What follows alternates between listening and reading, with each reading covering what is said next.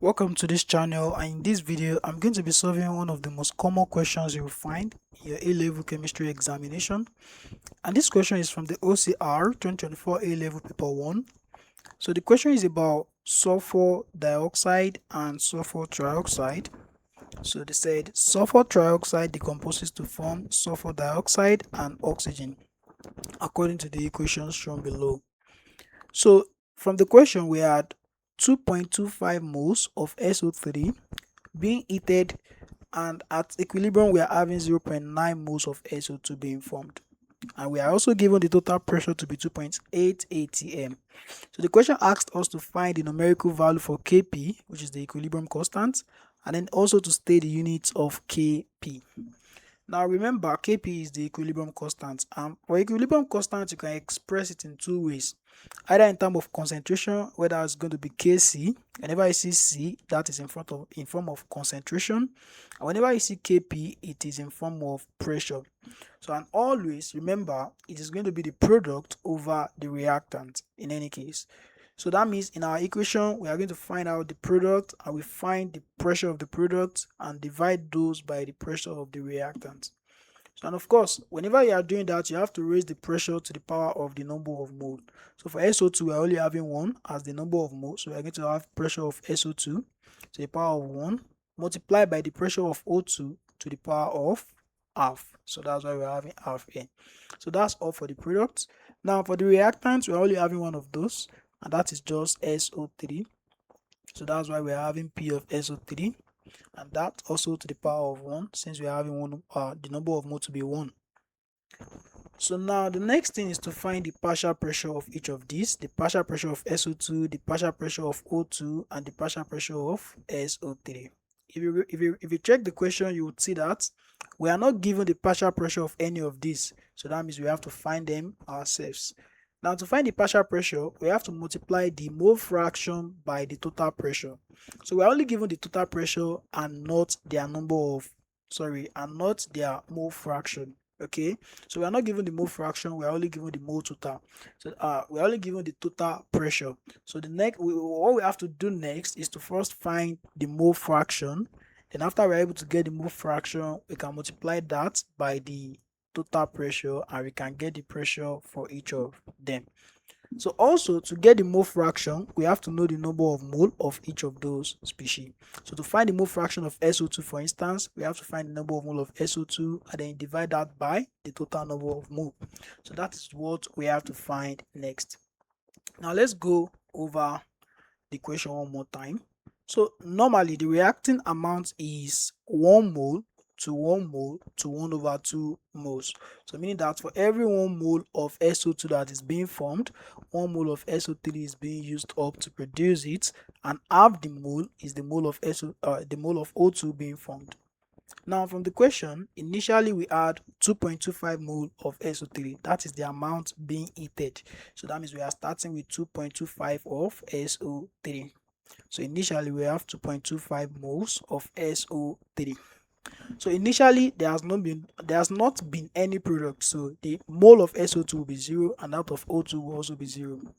Now the change that happens here is that at equilibrium, the equilibrium mixture contains 0.9 mole of SO2. Now there has been an increase of 0.900 for SO2. So what this means is that 0.90 of SO3 is being removed to form 0.9 mole of SO2, and at the same time half this mole is the mole of O2 that will be produced. So half of 0.9 is 0.45 of O2, so there will be an increase of 0.45 for O2 as well. Now in this case, so at equilibrium, the amount of SO3 that will be left will just be 1.35 after 0.9 has been used to form 0.9 mole of SO2. And of course at equilibrium we are going to have 0.900 mole of SO2 and 0.45 mole of O2. So to get the total pressure, so these are the number of mole of each of those species at equilibrium. Now to get the total number of mole, so just have to add the number of mole of SO3, mole of O2, and mole of SO2 together. So that will be 1.35 plus 0.90 plus 0.45 and that will give 2.7 moles. So I haven't gotten the number of mole total, so the total number of mole, we have to find the mole fraction of each of those species. So and the mole fraction of SO3 will be mole of SO3 divided by the total number of mole. So the mole of SO3 is 1.35, and that will be 1.35 divided by the total, which is 2.7. For SO2, it will be 0.9 divided by 2.7, and for O2, it will be 0.45 divided by 2.7. So you can leave your answer in fraction or you get it in decimal. Now we have to find the partial pressure of each of them. So to find the partial pressure of SO3, that will be the mole fraction of SO3, because partial pressure is equal to the mole fraction multiplied by the total number, the total pressure. So the partial pressure of SO3 is the mole fraction of SO3, which is from here 1.35 divided by 2.7. So you multiply that by the total pressure, which is 2.8 atm. So we have 1.35 divided by 2.7, and that will give, if you do the calculation, you are going to get 1.4. Then as for the SO2, the mole fraction is 0.9 divided by 2.7. So if you multiply that by the total pressure, which is 2.8 atm, so you are going to be getting for that 0.93. And of course, for the last one, we're going to be having 0.45 divided by 2.7 multiplied by the total pressure. So that gives, in atm, that gives 0.467 atm. Now we can find the equilibrium constant. So which is this, according to what we had here. Okay, so you have to plug in those values to find the Kp. So and that would be what? That would be for P of SO2, that's this, which is 0.93 atm.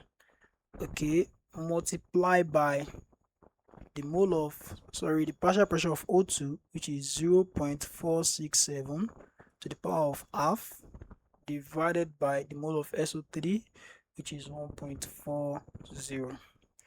And then if you plug in that in your calculator, your Kp will be 0.455 to 3 significant figures. Now to get your unit, so that's very also easy. So the unit of each of those pressure is atm. So and according to the formula for Kp, so that is atm multiplied by atm to the power of half divided by atm. So for each of those species, so the pressure of SO2, that's atm, the pressure of O2 to the power of half, and the pressure of SO3. So from here, that's going to reduce to just atm to the power of half. This and this goes. So the unit for our Kp would then be atm to the power of half. That's going to be the end for the video. Thanks for watching. If this video is helpful for you, ensure you like it and subscribe to my YouTube channel for more educative content like this. Thanks for watching, and I'm going to see you in another video.